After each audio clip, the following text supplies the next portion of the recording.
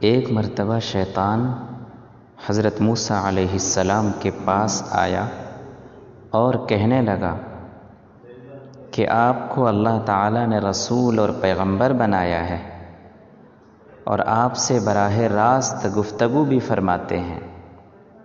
آپ نے فرمایا ہاں، مگر تم کون ہو اور کیا کہنا چاہتے ہو؟ کہنے لگا کہ میں شیطان ہوں۔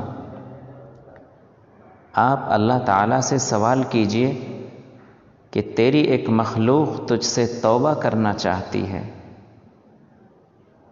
اللہ تعالیٰ نے حضرت موسیٰ علیہ السلام پر وحی نازل کی، فرمایا کہ اس سے کہو کہ ہم نے تیری درخواست کو قبول کیا، مگر ایک شرط کے ساتھ کہ حضرت آدم علیہ السلام کی قبر پر جا کر سجدہ کر لو۔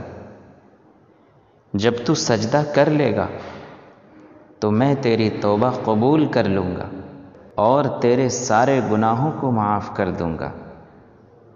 حضرت موسیٰ علیہ السلام نے جب شیطان کو یہ بتلایا تو وہ غصے سے سرخ اور لال ہو گیا اور تکبر اور غرور سے کہنے لگا کہ اے موسیٰ، میں نے تو آدم کو جنت میں سجدہ نہیں کیا، تو اب ان کی قبر کو کیسے سجدہ کر لوں؟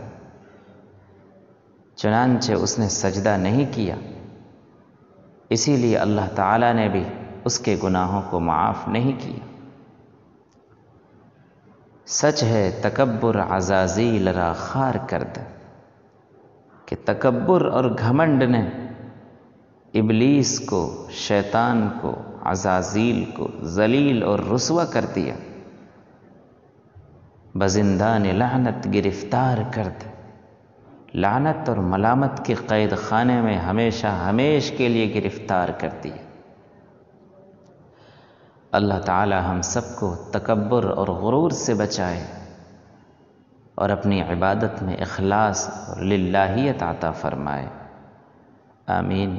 السلام علیکم ورحمۃ اللہ وبرکاتہ۔